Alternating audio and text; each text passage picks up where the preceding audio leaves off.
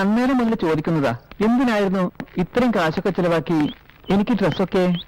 എനിക്ക് മക്കളുണ്ടല്ലോ. നിന്നെ ഒരു മോനെ പോലെ ഞാൻ കാണുന്നത്. ഏതൊരമ്മയ്ക്കും സ്വന്തം മക്കള് നല്ല ഡ്രസ്സൊക്കെ ഇട്ട് സന്തോഷമായി നടക്കുന്നത് കാണാൻ ആഗ്രഹം. അതുകൊണ്ടാ. പിന്നെ ദീപാവലിയല്ലേ വരുന്നത്? അതിന് ഈ ഡ്രസ്സൊക്കെ വേണോ? അല്ലെങ്കിൽ ഇങ്ങനെ ഹാപ്പി അല്ലേ?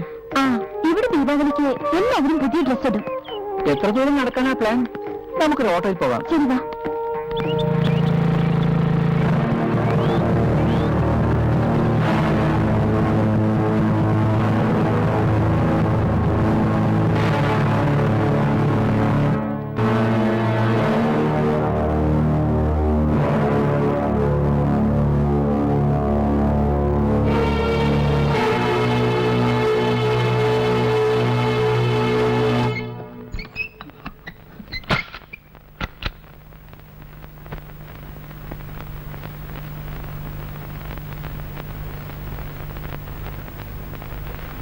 എന്താ വലിയൊരു ആലോചന? അത് ശരി, അടുക്കള വന്ന് കെട്ടിപ്പിടിച്ചപ്പോ ഞാൻ വിചാരിച്ചു, ഓ എന്നാ ഞാൻ പോവാ, എനിക്ക് അടുക്കള പണിയുണ്ട്. എനിക്കറിയത്തില്ലേ.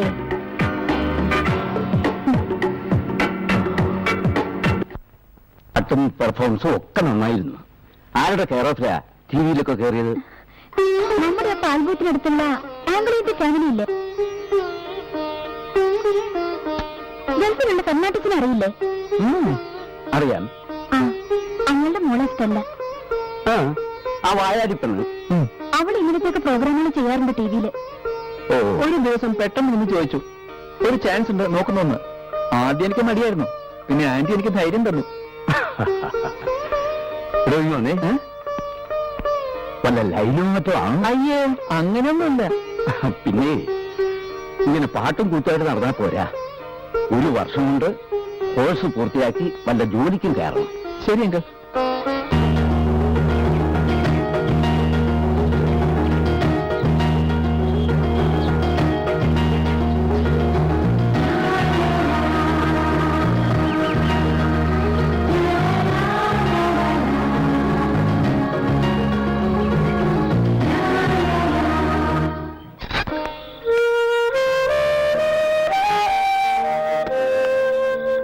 സത്യം പറയട്ടെ,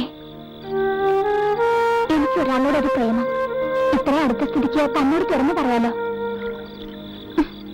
നീ എന്ത് ഇത്ര പെട്ടെന്ന് മൂടോട്ടാവേ?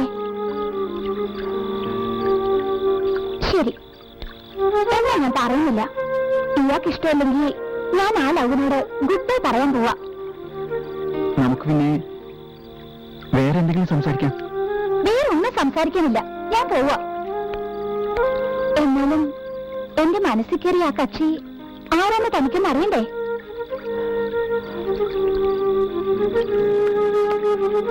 ഒരു പാലക്കാട്ടുകാരൻ ബുദ്ധൂസ്, പേര് രാമനാഥൻ.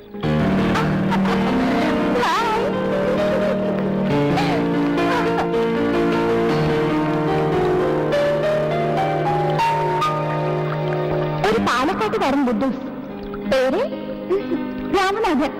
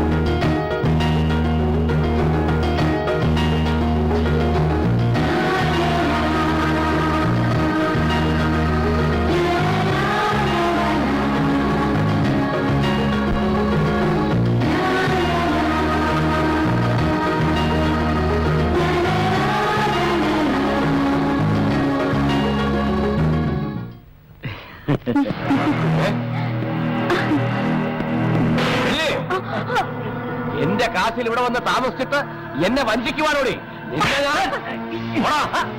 നിന്നെ ഞാൻ വിടാ. വിടാൻ. നിന്നെ വിടാ. വിടാൻ. മിണ്ടി പോകരുത്. ഓടാ. അധികം പ്രസംഗിക്കാനേ നിന്റെ വീട്ടിലുണ്ടല്ലോ ഒരെണ്ണം ചിറ്റമ്മ എന്ന പേരില്. അവളെ ആദ്യം നിരക്കി നിർത്താൻ നോക്ക്. ഏറ്റവും വയസ്സനായതുകൊണ്ട് പറ്റിയ ഒരു പയ്യനെ വച്ചിട്ടുണ്ടല്ലോ അവിടെ. ഓടാ.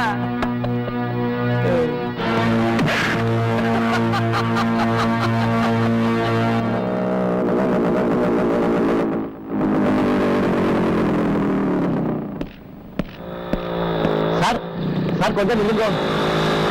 யாரு இது? என்ன மகாதேவா சௌக்கியமா? அஞ்சிட்டு ரொம்ப நாள் ஆச்சு. உங்களை தான் பார்க்க முடியல. எப்பவுமே பிஸி தான்.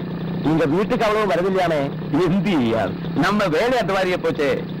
எப்படியும் 2 வருஷத்துல ரிட்டையர்மெண்ட். அப்படி இருக்கும்போது எந்த லீவ் எடுக்கணும். ஆமா, உங்க வீட்டுல ஒரு சின்ன பையன் இருக்குது. யார் அது? என்னோட தூரத்து சொந்தம் ராமநாதன். இங்க கம்ப்யூட்டர் கோர்ஸ் படிச்சுட்டு இருக்கா. நான் சொல்றேன்னு தப்பா நினைக்காதீங்க. உங்க வைஃப் சீதாலட்சுமியையும் அந்த பையனையும் சேர்த்து இந்த காலனியில ஆளுங்க தப்பா பேசுறாங்க. எதை தெரிஞ்சது சொல்லிட்டு வரட்டுமா?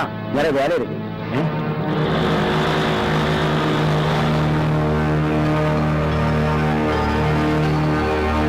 മനുഷ്യന് തല ഉയർത്തി നാട്ടി നടക്കാൻ പറ്റാതായി.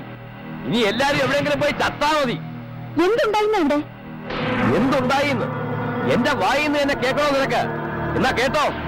വയസ്സിനെ പറ്റാതായപ്പോ വിത്ത് കാളയെ പോലെ ഒരുത്തരെ വീട്ടിൽ വിളിച്ച് താമസിപ്പിക്കുവാന്ന്. ഇനി ആരെങ്കിലും വായി നിന്ന് കേട്ടാ ഒന്ന് കുഴിച്ചു പോകും ഞാൻ രണ്ടിനെ.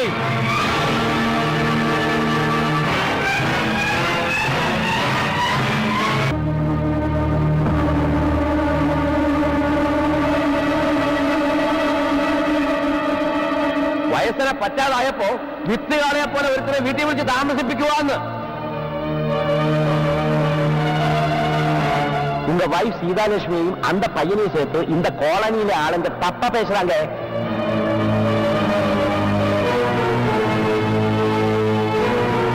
വയസ്സിനെ പറ്റാതായപ്പോ വിത്ത് കാളയെ പോലെ ഒരുത്തരെ വീട്ടിൽ വിളിച്ച് താമസിപ്പിക്കുവാന്ന്.